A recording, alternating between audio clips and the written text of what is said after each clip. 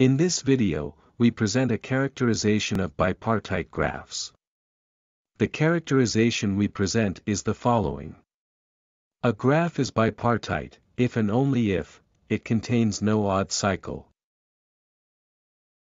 Before starting the proof of this assertion, let us first recall a simple property of bipartite graphs. Let G be a bipartite graph, with bipartition A and B. And let X and Y be a pair of vertices of G. Suppose, for example, that X and Y lie both in a same part of G. For example, suppose that X and Y lie both in A. Consider a path P, joining X and Y. Since G is bipartite, every edge of G has one end in A, and the other in B. It follows that the path P is an even path. That is, it has an even number of edges. Similar property holds if X and Y lie in distinct parts of G. In this case, every path joining X and Y has an odd number of edges. The following proposition summarizes this property. Let G be a bipartite graph, and let X and Y be a pair of vertices of G. Then, any two paths connecting X and Y have the same parity. The following lemma is a direct consequence of this property. Lemma 1. A bipartite graph has no odd cycle.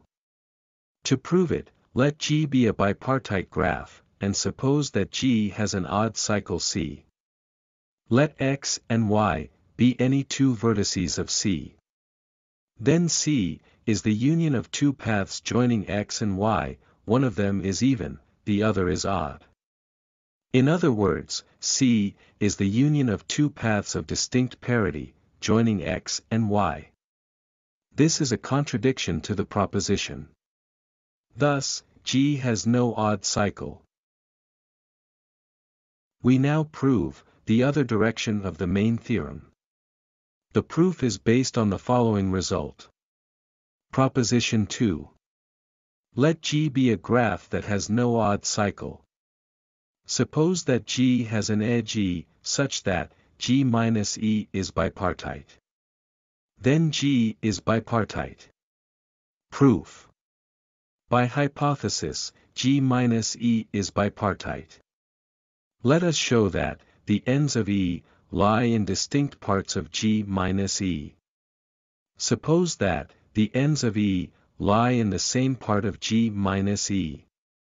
If G minus E does not contain a path joining the ends of E, then the ends of E lie in distinct components of G minus E.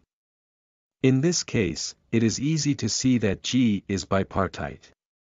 We may thus assume that there exists a path P in G minus E joining the ends of E. Then, path P is even. And, consequently, P plus E is an odd cycle in G. This contradicts the assumption that G has no odd cycle. We conclude that the ends of E lie in distinct parts of G minus E. Therefore, G is bipartite.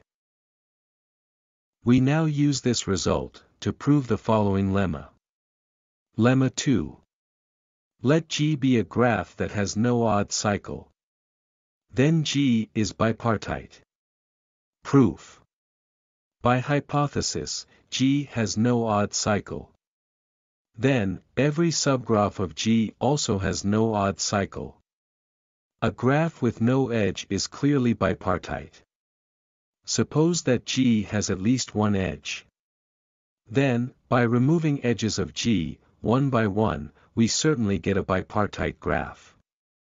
Now, by successive applications of proposition 2, we can put the removable edges back, one by one, and conclude that every resulting graph is bipartite.